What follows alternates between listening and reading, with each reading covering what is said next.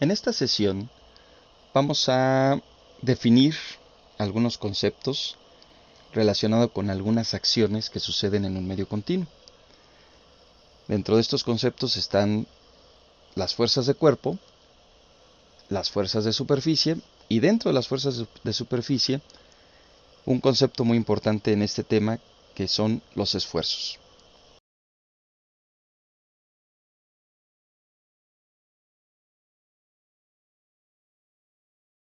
Las fuerzas de cuerpo son aquellas que resultan de las acciones sobre las partículas de masa de un medio continuo. Si nosotros consideramos un cuerpo en el espacio, podemos definir matemáticamente la región de este cuerpo en el espacio y con ella utilizar algunas funciones continuas. Cada punto de esta región en el espacio me representa una partícula de mi medio continuo y cada partícula tiene una masa.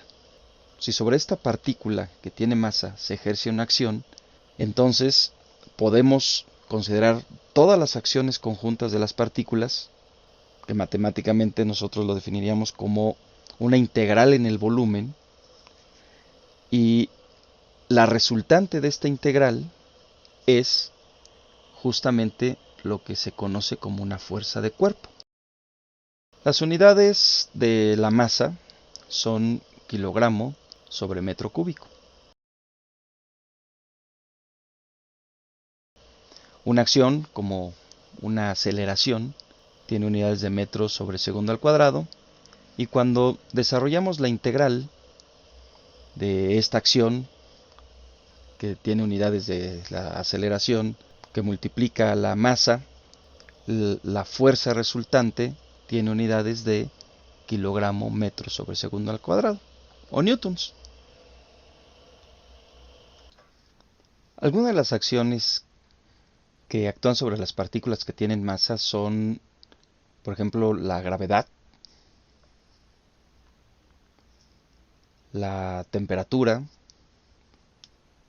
las que tienen un aspecto rotatorio el, sobre el medio continuo, como las centrífugas,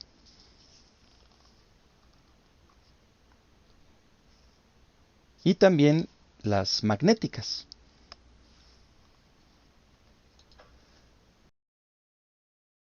Por otro lado están las fuerzas de superficie.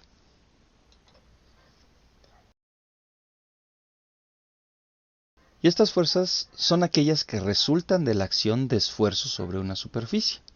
Cuando nosotros modelamos un medio continuo, estamos interesados en conocer qué es lo que sucede dentro del medio continuo, y la única manera de saber qué sucede adentro es modelarlo matemáticamente, aunque se corrobora con modelos experimentales, pero desde el punto de vista físico, lo que necesitamos es identificar qué efectos y acciones hay en el interior para poder hacer más adelante un buen análisis y a su vez un buen diseño desde un punto de vista de ingeniería.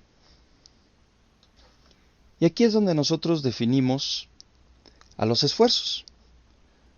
El esfuerzo es la diferencial de fuerza sobre un diferencial de superficie. Si nosotros consideramos esta acción de los esfuerzos sobre una superficie específica, es decir, desarrollamos la doble integral de esta función de esfuerzos, que es una función vectorial de variable vectorial, sobre la superficie, el resultado es la fuerza de superficie. Cuando hablemos de esfuerzo, siempre debemos asociar este esfuerzo a una superficie específica. Debido a que el esfuerzo es el diferencial de fuerza sobre diferencial de superficie, las unidades son unidades de fuerza entre unidades de longitud al cuadrado. Aquí voy a anotar newtons sobre metro cuadrado.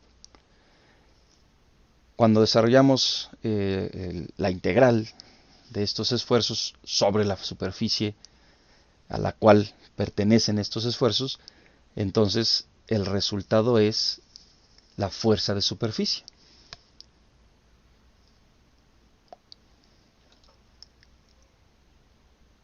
A esta diferencial de fuerza sobre unidad de superficie se conoce como el vector esfuerzo, y este siempre debe asociarse a una superficie. La definición del vector esfuerzo es el límite cuando el delta de superficie tiende a cero del cociente delta fuerza entre delta S.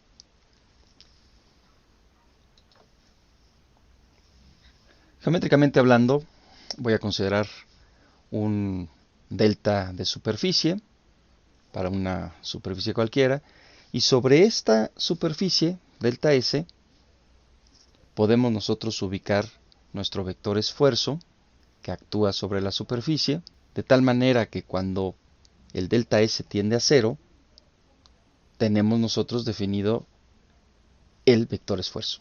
Para definir adecuadamente el vector esfuerzo y la superficie sobre la cual actúa, vamos a considerar un cuerpo, un medio continuo, que está definido en el espacio y que se encuentra sujeto a un sistema de fuerzas que lo mantienen en equilibrio. Voy a considerar este sólido como un cacahuatito, el cual tiene un sistema de fuerzas que está aplicado en su frontera. La frontera es la superficie que envuelve precisamente a este sólido, ubicado en un sistema de referencia que voy a alojar por este lado.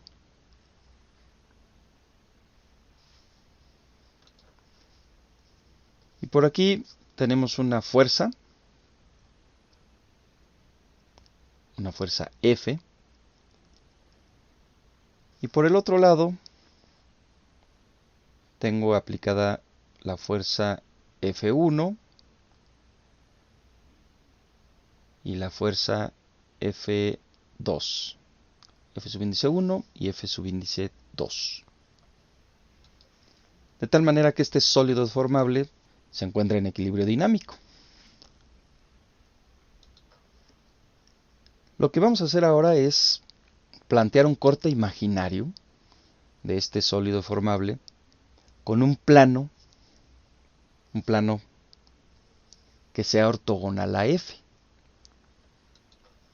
Voy a considerar un plano que pase por aquí y vamos a bautizarlo como el plano AA'.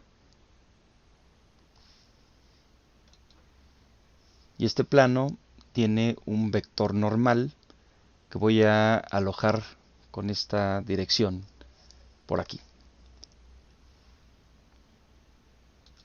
Un vector normal n subíndice 1, de tal manera que el vector normal sea paralelo a la fuerza F. Esto nos asegura que el plano es ortogonal a la fuerza F. Lo que haré ahora es aislar la parte izquierda de este corte, de tal manera que me quede un sólido deformable que debe estar en equilibrio. Y para poder definir esta parte de mi sólido en equilibrio, entonces deben existir fuerzas que actúan sobre el plano, que en este caso son esfuerzos que actúan sobre este plano AA'. Si yo calculo la doble integral de estos esfuerzos sobre la superficie AA', S subíndice 1, entonces el resultado va a ser la fuerza de superficie. Y si este sólido está en equilibrio, significa que la fuerza de superficie debe ser igual a la fuerza F que está actuando en el cuerpo deformable. Y esto asegura que el cuerpo se mantiene en equilibrio. Ahora voy a considerar un punto en este plano que pertenece al sólido, el punto P. Y en este punto está actuando un esfuerzo. Para cada punto de mi plano actúa un esfuerzo. En este caso, el esfuerzo que es la diferencial de F entre el diferencial de superficie evaluado en el punto es el correspondiente al esfuerzo en ese punto. Aquí la superficie es la superficie 1. Para complementar este análisis, ahora vamos a considerar otro corte con otro plano que pase por el mismo punto P. Solo que este corte va a estar un poco oblicuo, va a ser oblicuo a la fuerza F. Voy a considerar este plano, que lo voy a llamar el corte BB', y voy a aislar la parte izquierda de este sólido para identificar cómo está en equilibrio este sólido. Por aquí tengo mi punto P, y para que esté en equilibrio la fuerza F pues deberá ser la doble integral sobre la superficie 2, en este caso, del vector esfuerzo, de los esfuerzos que actúan en este plano, que tiene un vector normal n subíndice 2, es decir, la diferencial de F con respecto de S, diferencial de superficie, la superficie 2. Y al tener una fuerza resultante debido a los esfuerzos que actúan en este plano igual a la fuerza aplicada sobre el sólido, entonces podemos asegurar que este sólido está en equilibrio. Sobre esta superficie están actuando los esfuerzos que voy a graficar por aquí. Y en el punto P también está actuando un esfuerzo, que es la derivada de F con respecto a la superficie evaluada en el punto P. Resulta que hay un esfuerzo en el plano 1 evaluado en el punto P y hay otro esfuerzo en el plano 2 en el mismo punto P. Para poder identificar quiénes son estos dos esfuerzos para estos dos planos, propongo que consideremos que sobre los planos está actuando un esfuerzo constante sobre la superficie S1 y la superficie S2. Y debido a que la superficie 1 es ortogonal a la fuerza que actúa F, entonces esta superficie tiene un área. Y en el corte 2 tenemos un corte que es oblicuo. Entonces el área de esa superficie es mayor. Es decir, el esfuerzo en la superficie 1 evaluado en el punto P sería igual a la fuerza total entre el área 1. Mientras que el esfuerzo en la superficie 2 en el punto P sería igual a la fuerza entre el área 2. Y como intuitivamente sabemos que el área 1 es menor al área 2, entonces significa que el esfuerzo sobre la superficie 1 en el punto P es mayor al esfuerzo sobre la superficie 2 en el mismo punto P. Y aquí tendríamos una situación en la que nos podemos preguntar por qué el esfuerzo en el punto P en el interior de mi sólido deformable no es igual. Por eso, cuando hablamos de esfuerzo, siempre debemos asociar el esfuerzo a un plano, a una superficie. En otras palabras, el esfuerzo en un punto en el interior de mi sólido no es igual cuando hacemos un corte imaginario sobre una superficie que cuando hacemos un corte imaginario sobre otra superficie. El esfuerzo no es constante. Con esto ya podemos definir quién es el vector esfuerzo. Y el esfuerzo es un vector asociado a una superficie que representa las acciones ejercidas en el medio continuo en su interior.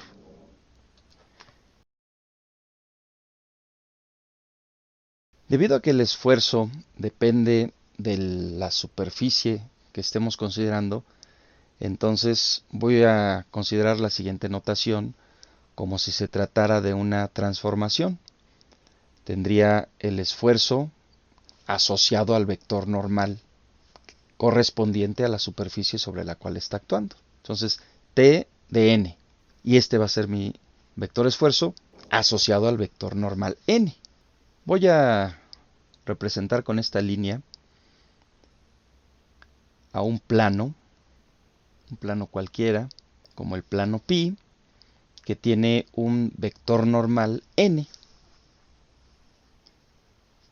Y sobre este plano pi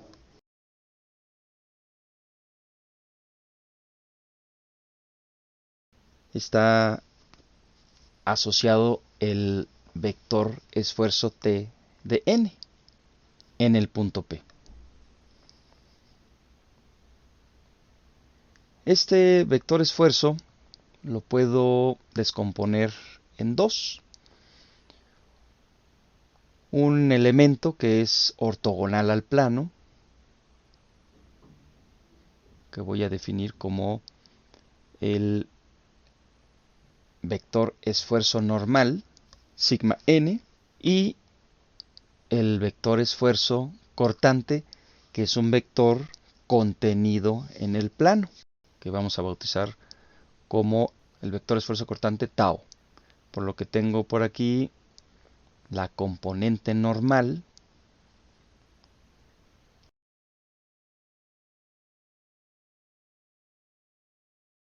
y la componente cortante. Estas son componentes vectoriales del vector esfuerzo. De tal manera que el vector esfuerzo es igual a la componente normal más la componente cortante. Para una interpretación de estos esfuerzos, desde una perspectiva del fenómeno físico, voy a considerar dos cortes ortogonales a la fuerza F. El primer corte, que sería el correspondiente al plano AA', y un corte muy cercano a ese plano. Un plano AA' y otro plano muy cercano y paralelo al AA'. De tal manera que, por convención, voy a considerar al vector normal que apunta hacia afuera del sólido que me está representando, n sub índice 1, y del otro lado en el plano también voy a apuntar el vector normal al plano CC' como un vector que apunta hacia afuera del sólido que tengo representado con ese disco. El corte es CC'. Tengo por un lado los esfuerzos que actúan en el plano AA', y del otro lado los esfuerzos que actúan en el plano CC', de tal manera que esos esfuerzos sobre ese plano me dan la fuerza resultante F, y los esfuerzos sobre el plano AA' también me tienen que dar como fuerza resultante, como fuerza de superficie, la misma fuerza F. De tal manera que si yo ubico este disco con esta línea, de un lado tengo a los esfuerzos del plano AA' y del otro lado tengo a los esfuerzos del plano CC'. Estos dos esfuerzos apuntan en la dirección del disco, y el fenómeno físico que sucede para este sólido es el de compresión. Si los esfuerzos apuntaran en sentido contrario, por ambos lados de los planos, entonces la acción que se considera en este sólido es la de tensión. Aquí solamente hemos mencionado lo que es el esfuerzo normal. Y con respecto a los esfuerzos cortantes, que son esfuerzos que están contenidos en el plano, entonces tendríamos de un lado de este disco esfuerzos que apuntan en una dirección y del otro lado del disco esfuerzos que apuntan en la otra dirección. Y esta acción se conoce como un fenómeno de corte. Todas estas acciones que pueden considerarse en un sólido deformable, compresión, tensión y corte, son fenómenos de gran importancia porque nos hacen tener una comprensión más amplia de lo que sucede en el sólido deformable, que nos lleva a una interpretación adecuada para un diseño necesario de acuerdo a las acciones que suceden en el sólido deformable. Vamos a considerar nuestras definiciones hasta aquí para más adelante continuar con el cálculo del esfuerzo en un medio continuo para cualquier plano normal a una superficie.